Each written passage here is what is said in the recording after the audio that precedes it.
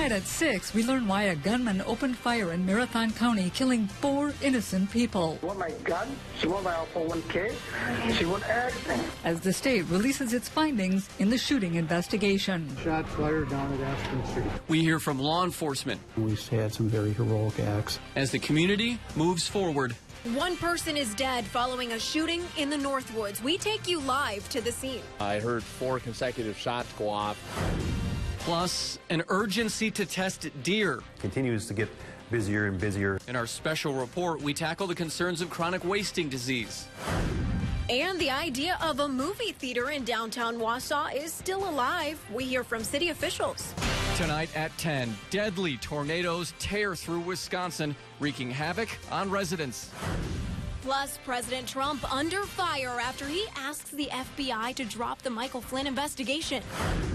And a warning for parents. Please talk to your kids about the dangers of these energy drinks. After a teen overdoses on caffeine. Newsline 9 at 6, your trusted resource. Thanks for joining us tonight on this busy news day. We are still awaiting the verdict in the trial of a Wausau man accused of killing a woman. Plus, House Republicans pulled their health care bill off the floor. But first, we do begin with the latest on the Marathon County shooting rampage. Now, we are learning new details about the suspected gunman in a mass shooting in the Wausau metro area. Thanks for joining us. I'm Melissa Langben. And I'm Mark McPherson. 45-year-old Ning Mai Vang is suspected of shooting and killing 4 people. Newsline 9's Daniel Keith has learned more about him. He joins us now in the newsroom with the latest. Daniel. Ning Mai Vang, I'm the one who shoot at the American people and the lawyer. I don't want to kill nobody, but they gave me no choice. Tonight, new images from those on the front lines when a gunman opened fire in Marathon County. All officers involved in the March shooting now cleared of any wrongdoing. Thanks for joining us. I'm Melissa Langben. And I'm Mark McPherson. Ning Mi Vang's rampage took the lives of 4 people that day. Bank workers Diane Look, Karen Barclay, Sarah Court-San, and Detective Jason Weiland were all killed in the shooting. You'll remember the crime unfolded in 3 different communities. And it all began at Marathon Savings Bank in Rothschild just before 1 o'clock Wednesday afternoon. Police responded, then came back a half hour later when shots were fired there. Then a second shooting at Tulesti Law offices in Schofield. That led to the Aspen Street apartment building in Weston, and more shots fired and the suspect wounded. Our team has you covered with the very latest developments. Yeah, we begin with Newsline 9's Brianna Hollis, who takes us through the events that unfolded that day. She joins us live from Marathon Savings Bank, where it all began. Bree. One person is dead and a suspect on the loose after a shooting in Tomahawk. Thanks for joining us. I'm Rebecca Ribley. And I'm Mark McPherson. Police say it happened earlier this evening on West Mohawk Road. That's where we find Newsline 9's Courtney Terlecki. She joins us live with the details. Courtney. Mark, Rebecca, there's still a police presence outside this home where one person died in a shooting this evening. It is unsettling to us because we're not used to having things like this happen in our town. How do you stop it? How do you prevent it? A Northwoods community is in shock tonight after police say a man opened fire, killing his friend. Thanks for joining us. I'm Mark McPherson. And I'm Melissa Langben. Authorities say 32-year-old Eric Moen of Wausau shot and killed 52-year-old Charles Ramp outside his Tomahawk home. Our crew does have you covered tonight. Courtney Terlecki talked with people that are living in that community there. But first, we do want to begin with Newsline 9's Daniel Keith at the scene where it all unfolded. Daniel. Shot fired, 2 shots fired. You want to drop the knife? Came at me. 2 shots fired. I need EMS now. State investigators cleared the deputy who shot and killed a teen in Ashland County of wrongdoing. Thanks for joining us. I'm Melissa Langben. And I'm Phil Aldridge. Deputy Brock Berdenovich shot and killed 14-year-old Jason Pirro on the Bad River Reservation in November. Authorities say Pirro called police and gave a description of a person that matched his own. Jason, what's your last name? Pirro. I was wondering if you could send a police officer over to my house. There's a guy walking around with a knife outside my house. When the deputy arrived, they found Pirro with a knife and asked him to drop it. Instead, Pirro came towards the deputy, and that's when he fired his weapon. An autopsy showed Pirro had fentanyl in his system and had what appeared to be self-inflicted cuts on his forearm. Pirro's mother had said she plans to sue the county and has called for a federal investigation. Right now, we are getting a new look at a scary situation in Portage County. false alarm sparks chaos for students in an area school. You can see them there running through the parking lot and across the road. This is eyewitness video.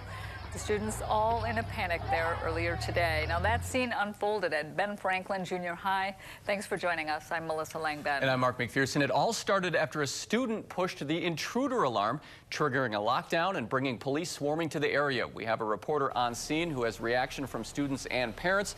But first, we want to walk you through what happened today. The alarm went off just after noon. The school was immediately put on lockdown. 50 officers from all over Portage County responded and started to evacuate students from the school. You saw that video earlier. Officers swept the campus and found no threat, but they say every alarm is taken seriously.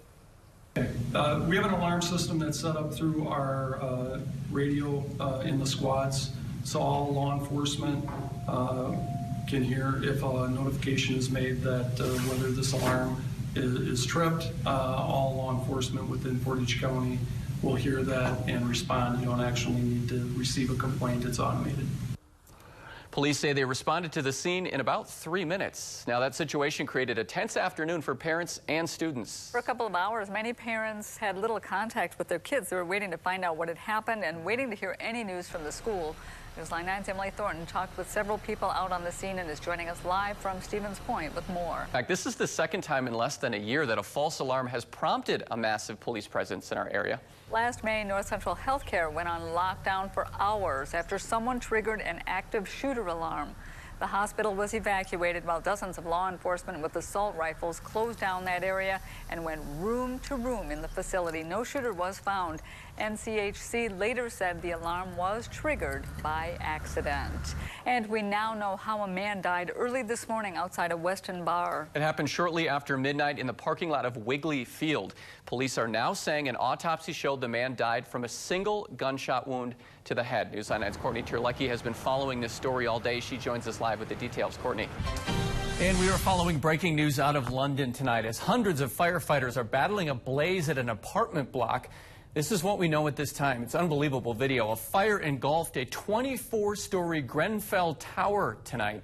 200 firefighters and 20 fire trucks have been deployed to the scene. Witnesses say they saw people jumping from that building.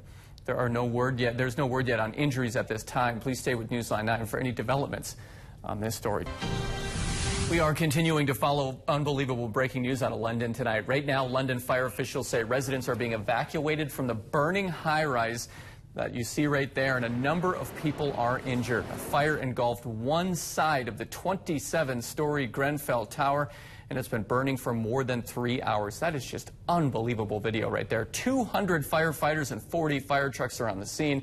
There is fear right now that that building may collapse. Stay with Newsline 9 for any details and developments on this story.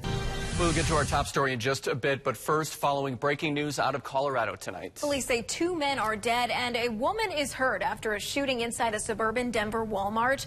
Right now, police say there is no active shooter, but they're advising people to stay away. As you can see in this live picture, dozens of police cars and emergency vehicles are on scene.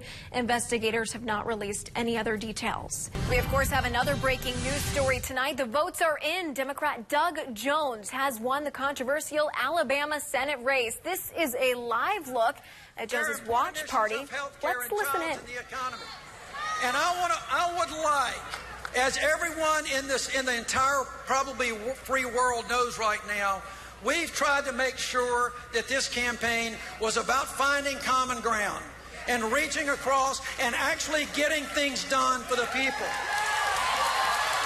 And Jones beat and battled Republican Roy Moore with more than 600,000 votes in the deeply conservative state. The loss is a major blow to President Trump and narrows the GOP's majority in the Senate to 2 seats.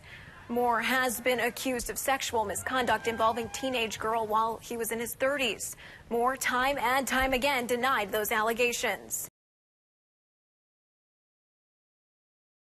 Central Wisconsin is seeing another round of strong storms. Winds over 60 miles an hour have uprooted trees and toppled power lines.